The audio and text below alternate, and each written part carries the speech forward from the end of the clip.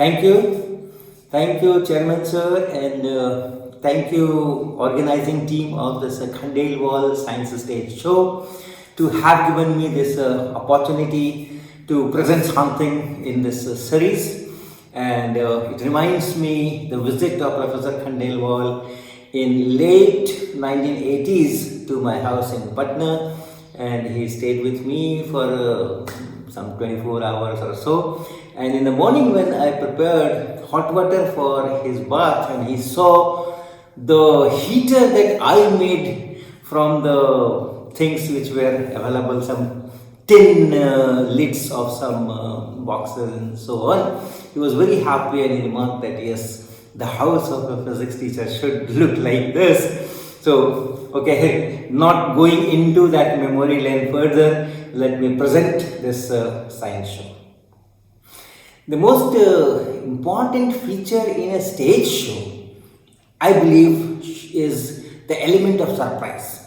If it is a classroom demonstration, if I am trying to teach some concept of physics, the story is different. But if it is a stage show, then this element of surprise is the most important thing, should be there. And I have chosen some experiments with that only.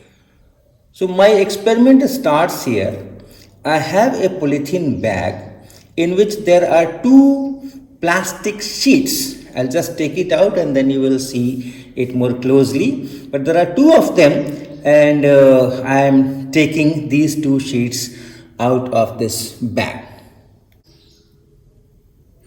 And now you can see the two close. Now you can see them closely. There are two clean sheets. If I put it this way, it's still clean. And if I rotate one of them 90 degrees, then everything becomes blackish. So that's the sheets. That's the property of the sheets, polarizer sheets. Now the experiment is that I take my polythene bag, put one of these two plastic sheets inside and one outside, and you see what happens. One of the polarizer sheets is inside this polythene bag and one is outside. So you see a beautiful colored strip. So from where this color is coming, some greenish bluish strip there. And this is the place where this polythene bag has glue for sticking. Alright, so let's go ahead.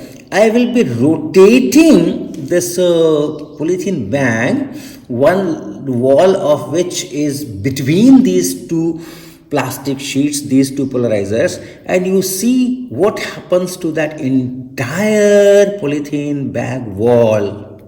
Now I'm rotating this plastic bag, this polythene bag, and see how the colors are appearing. Look at the beautiful color it is here. Look at this beautiful color, this sky blue type of color, from where this color is coming. My sheets are colorless. Polarizer sheets are colorless, or light, very light brownish color.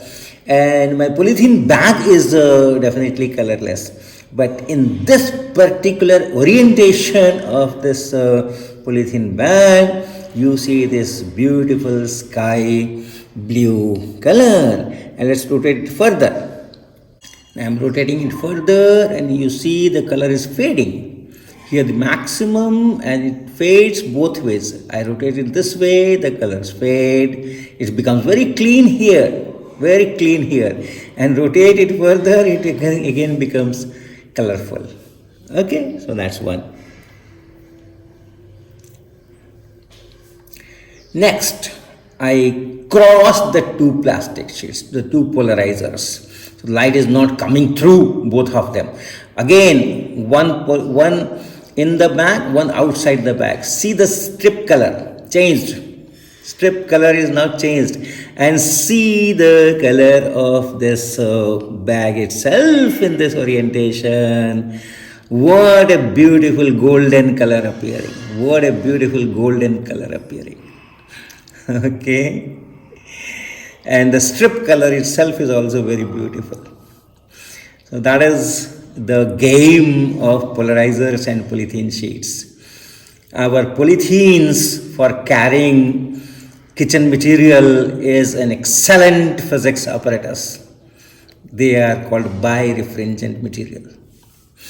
Now the next is I have put the entire polythene between the two polarizers. That means the two polarizers are on the two sides of the bag. Both the walls of plastic bag are between these two polarizers. And once again, I will be rotating this polythene bag and see what kind of colors appear. Now I am rotating and you see what appears as I rotate this. Now you see violet, tinge of violet, deep violet. Deep violet, my polythene bag is showing its different phases. See, this is clear, and then this violet started appearing. This is very deep, and you enjoy that. So this, and if you put it in this crossed fashion, and then put the entire bag between these two sheets and rotate, yet different color appears. Greenish, beautiful green. Okay, so varieties of color appear. Our polythene bags, our plastic containers, they are beautiful, wonderful physics apparatus to enjoy. The phenomena behind this is called birefringence, where the refractive index of the material, which is here our polythene bag, is different for different orientation of the electric field in this light wave. Okay, so same wavelength, but then you have two different refractive indices, and therefore what we say that the light becomes elliptically polarized after going through this. So that's the thing. I will not go into the details of it. Now this is my next experiment, and in this you see you have a glass sheet placed at some elevation, horizontal glass plate, and then below that glass plate is something put there, a flower in fact, and it's bright sun outside, and the light is reflecting from the top surface of this or bottom surface of this glass plate, and because of that strong light reflecting from this glass plate, I am not able to see what is below this glass plate. So I'll be bringing a polarizer between this glass plate and my eyes, and or camera's eyes, and then you see what happens. So let's try. So here is the polarizer sheet. I'm bringing that between this glass plate and the camera, and then I'm rotating it slowly. And as I am rotating, and you start seeing what was below this glass plate. You see what is below this glass plate. This is beautiful flower. So once again, the light which is reflected from this glass plate, we call it is linearly, or at least a good part of it becomes linearly polarized. The electric field has a specific direction now, and this polarizer sheet in certain orientation does not allow that electric field to go through. So I have cut this reflected light, and in a particular orientation only, and then whatever light comes from the flower transmitted through this glass plate, which that is allowed by the polarizer, and the reflected light is not allowed. The transmitted light is allowed, and therefore we are able to see the flower. The last experiment is on electrical circuits, and what I'll be doing is I will be putting a circuit in some kind of a box, and I'll show you later what is there inside this box. But then you have 2 points inside the circuit, the sound circuit here, and when I switch on the circuit, there will be a switch here. I will be switching on this circuit, and here I will be using a voltmeter. Now my voltmeter is a special meter, computer interfaced, so that I can measure millivolts kind of potential differences. That's the only difference, otherwise it will be just a voltmeter. And then I will be measuring apparently what is the potential difference between this point and this point. And the game is that these wires, the positions of these wires, okay, the orientations of these wires, they will decide how much is the potential difference between these 2 points. So let's enjoy the experiment. So let me first show the voltmeter that I will be using. This is my voltmeter, and here are the 2 terminals of the voltmeter. So whatever potential difference is here, that will get measured. To give a demo, I am putting a DC voltage across this wire, and then I am connecting this voltmeter one end here and another end here. So that means I am trying to measure the voltage across this portion. So let's see how does it measure. Alright, so I am giving the power. I am giving power to this circuit, and this is off and this is on. So you can see the line has gone from here to here. So that is where the voltage gets measured. So if I take my cursor somewhere here, I can see very small writing, but let me read it. It says 1.7 volt. So this is 1.7 volt. This whole thing is 4 volt. Up to from here to here it is 4 volt, and this is 1.7 volt. Now if I put my connector here, if I put my connector here, you can see now I am measuring only this much of voltage, and that is less. It is 0.75. 0. This whole thing is 4. So that is how this voltage will get measured. So I am increasing the potential difference, and you can see this line is going up.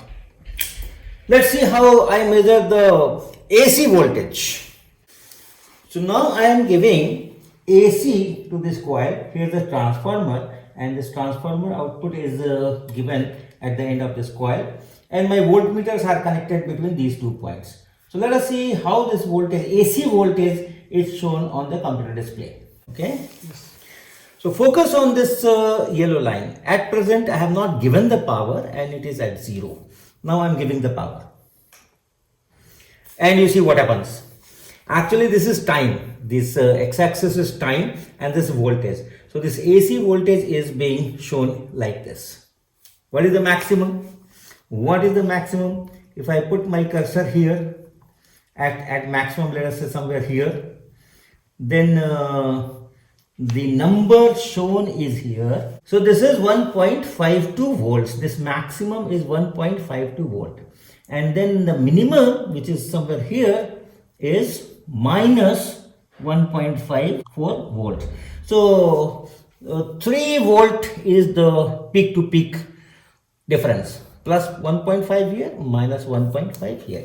Let me change the position of this this point, connector point. So my voltmeter is now measuring the potential of this point, and you can see that this peak voltage has gone up. So that is how we can measure the AC voltages also. Now I am going for the real experiment. So here is my circuit. My circuit is inside this box, and we will give power to this circuit through the switch, and the voltmeter terminals are connected at 2 definite points of the circuit. So let me put on the circuit and see the voltage here on the screen, AC voltage. So here it is, freeze. So here it is, and you can see the voltage is very small. If I zoom and try to measure the peak here, so how much it is? It says 0.01. Of course, when it says 0.01, it can be 0.08 or 0.07 or 0.12, and the negative side here If I zoom and see, it is again minus 0.01 only. So the total peak to peak is 0.02. Now what I will do is, I will, without changing anything in the circuit, I will just change the position of this voltmeter. So I take this voltmeter and put it on the other side. So the voltmeter has gone on the other side. And now let us see what happens. I am giving the power. I am giving the power, and you see the voltage. So this is here 0.03 volt plus, and if I am here, it is minus 0.02 volts.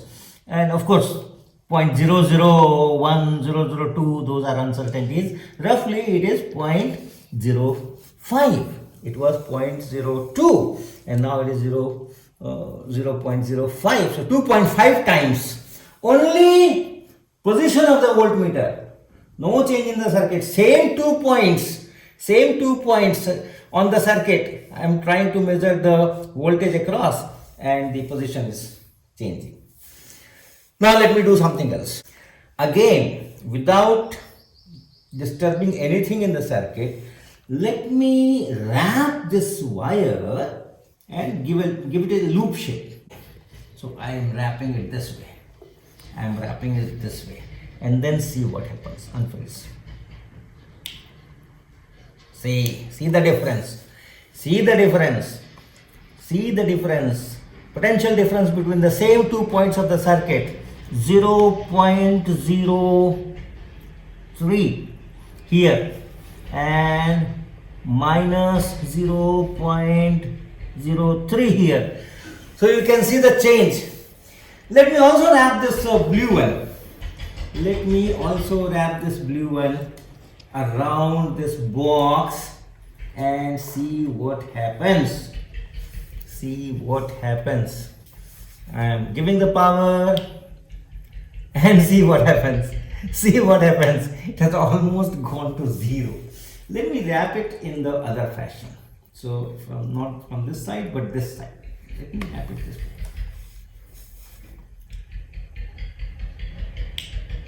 And see what happens. Now this point is 0.06, right? And this point is minus 0.05. See the huge difference. Only how this wire is positioned, voltmeter wire is positioned, that is deciding how much will be the voltage. So now I am revealing the secret, removing the box. What is inside?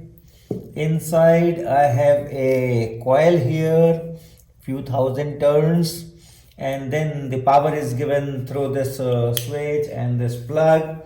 So AC current goes through this. Then these are cycle spokes. Magnetic field is created. It changes with time, creates an induced EMF, and then there is a circuit. Here is a circuit. I have two different resistances. One resistance here and one resistance here. They are of different values. And then this circuit is placed around this core like this, and with glue gun we fix it. So, and these are the 2 points. These are the 2 junctions where I am trying to measure the potential difference. Now the induced EMF, because of the changing magnetic field, is creating the current, and therefore it's a non-conservative electric field which is produced, and you do not have the potential difference in its usual sense, because for non-conservative fields you cannot define potential, and therefore whatever you are trying to measure with the voltmeter, you are measuring something else, because the potential difference does not mean anything. And then we can work on the theory and describe that in detail, that why changing the position and putting this voltmeter wire around this or around this or around this is changing the values. So I hope you have enjoyed this short science stage show. And once again, thanks to all the organizing team and especially to Dr. Sanjay Sharma, who had a very useful discussion before I planned this whole activity at Shooted. Thank you.